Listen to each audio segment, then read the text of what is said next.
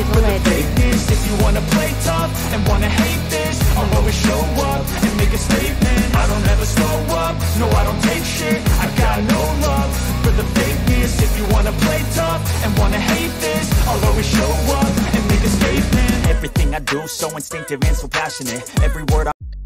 Assalamualaikum warahmatullahi wabarakatuh. Salam sejahtera untuk kita semuanya. Masih bersama dengan Digital Edu. Kabar kali ini bahwa honorer Tendik tidak bisa masuk pendataan non-ASN. Ternyata ini penyebabnya. Yuk simak hingga akhir videonya.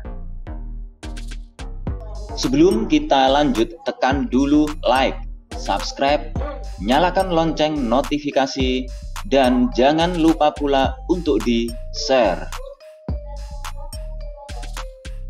Honorer Tendik atau tenaga kependidikan tidak bisa masuk pendataan non-ASN.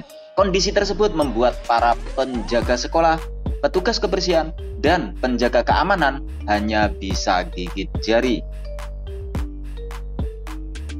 Ketua Tendik Nasional Forum Honorer Non-Kategori 2 Indonesia FHNK2I Sutrisno mengungkapkan saat ini cukup banyak daerah yang tidak mendata rekan-rekannya. Alasannya karena Tendik, terutama penjaga sekolah, petugas kebersihan, dan penjaga keamanan tidak masuk kualifikasi pendataan non-ASN.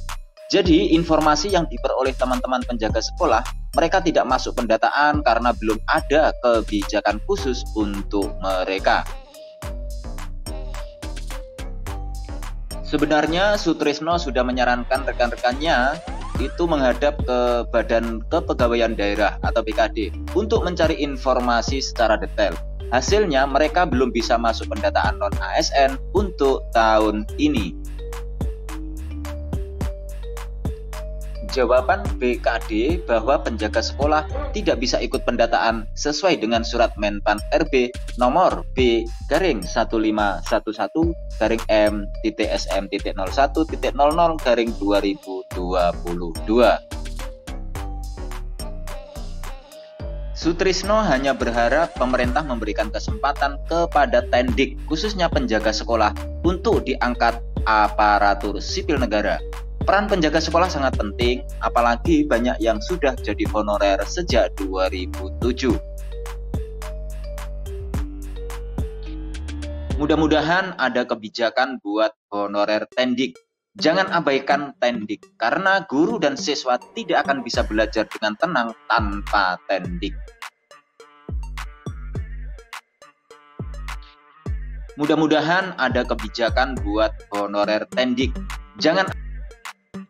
Sebelumnya, BKN sudah merilis hasil pendataan non-ASN yang terekapitulasi pada portal BKN per 3 Oktober 2022.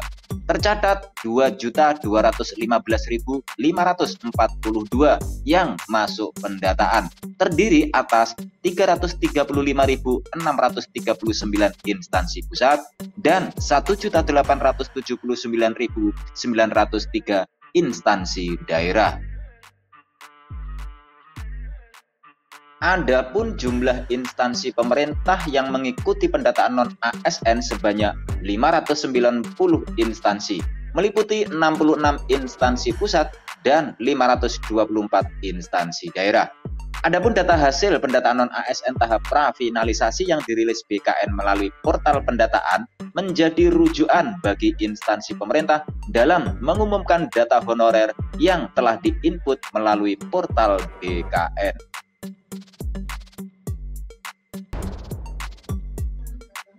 Sementara itu, jumlah honorer yang masuk pendataan non-ASN membengkak. Pemerintah pusat gusar, terjadi masalah besar. Deputi Bidang Sistem Informasi Kepegawaian BKN, Suharmen, menjelaskan pihaknya telah melakukan pendataan tenaga non-ASN seluruh Indonesia.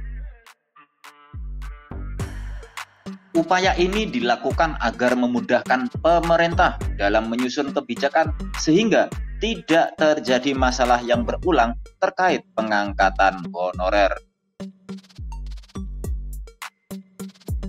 Kondisi per 1 Oktober 2022, jumlah honorer sebanyak 2.216.042 orang, berasal dari 66 instansi pusat dan 524 pemerintah daerah, kata Deputi Suharmen dalam lokakarya bertajuk Kesiapan Pemda dalam Kebijakan Pendayagunaan Pegawai Daerah Non-ASN baru-baru ini. Merespon data tersebut, Direktur Fasilitasi Kelembagaan dan Kepegawaian Perangkat Daerah Ditjen Otonomi Daerah Kemendagri CK Virgowansah mengingatkan potensi masalah yang bisa muncul menyoal pendataan non-ASN.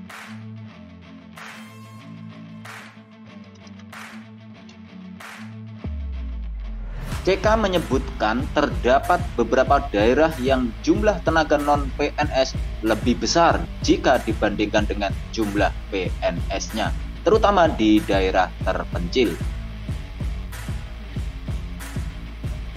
Di sisi lain, Kepala Pusat Litbang Administrasi Kewilayahan, Kependudukan, dan Catatan Sipil Muhammad Noval menyimpulkan pemerintah pusat dan daerah perlu mempersiapkan kebijakan yang matang, terutama dalam pemutakhiran data, sekaligus melakukan validasi dan proyeksi ke depan terhadap kebutuhan formasi pegawai non-PNS yang akan menjadi pegawai pemerintah dengan perjanjian kerja atau P3K.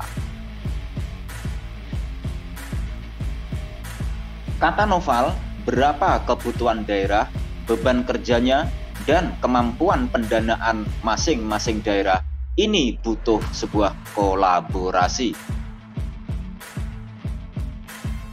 Noval juga menjelaskan beragam masukan dan saran yang terhimpun dalam lokakarya akan disampaikan kepada Menteri Dalam Negeri Tito Karnavian guna menyusun kebijakan yang tepat dalam pengalihan pegawai non-PNS menjadi P3K.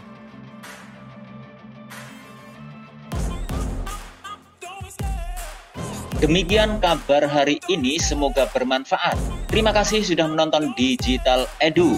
Jangan lupa like, subscribe, dan nyalakan lonceng notifikasi agar selalu update info-info terbaru dari Digital Edu.